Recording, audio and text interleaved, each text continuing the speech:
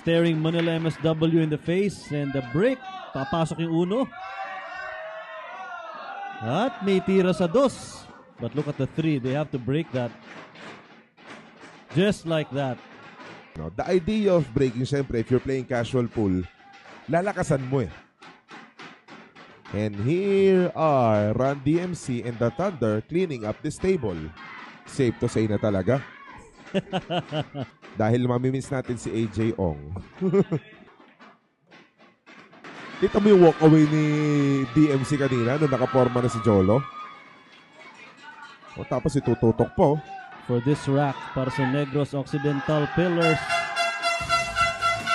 A break and run out coming from the duo of Jolo Aspuria and Dean Mark Castronuevo.